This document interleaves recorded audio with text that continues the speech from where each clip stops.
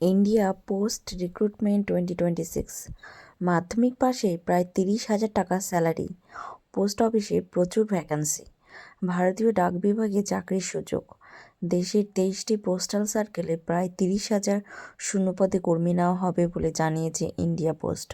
সরকারি সূত্রে খবর, মোট শূন্যপদের সংখ্যা 28,740। তার মধ্যে পশ্চিমবঙ্গেই রয়েছে 2,981টি পোস্ট। ভারতীয় ডাক বিভাগে চাকরির সুযোগ। দেশের 23টি পোস্টাল সার্কেলে প্রায় 30,000 শূন্যপদে কর্মী নেওয়া হবে বলে জানিয়েছে ইন্ডিয়া পোস্ট। সরকারি সূত্রে খবর, মোট শূন্যপদের সংখ্যা 28,740। তার মধ্যে পশ্চিমবঙ্গে রয়েছে 2,982টি পদ। ডাক বিভাগের তরফে জানানো হয়েছে, গ্রামীণ ডাক সেবক GDS, branch post master BPM এবং assistant branch post master ABPM পদে নিয়োগ হবে। সম্পূর্ণ অনলাইন পদ্ধতিতেই আবেদন করা হবে। আবেদন প্রক্রিয়া শুরু হচ্ছে আগামী 31শে জানুয়ারি থেকে। আগ্রহী প্রার্থীদের ওয়েবসাইটে গিয়ে আবেদন জানাতে হবে।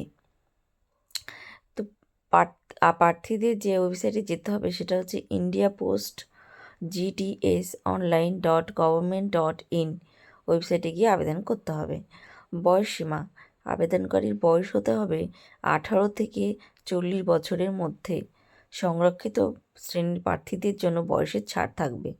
শিক্ষাগত যোগ্যতা, 10ম শ্রেণী পাশ করলেই আবেদন করা যাবে। উল্লেখযোগ্য বিষয় হলো, এই নিয়োগে কোনো লিখিত পরীক্ষা নেই।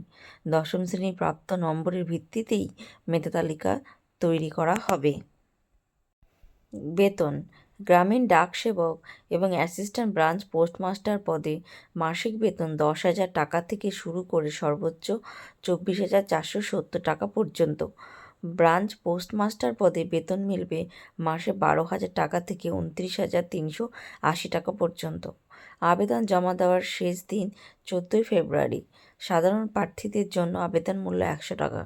সংরক্ষিত শ্রেণীর ক্ষেত্রে আবেদন ফি দিতে হবে না। ফি জমা দেওয়ার শেষ দিন 16 ফেব্রুয়ারি।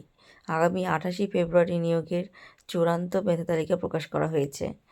যারা সরকারি চাকরির খোঁজে রয়েছেন তাদের জন্য এই নিয়োগ প্রক্রিয়া নিঃসন্দেহে বড় সুযোগ হবে বলেই মত সংশ্লিষ্ট মহলের।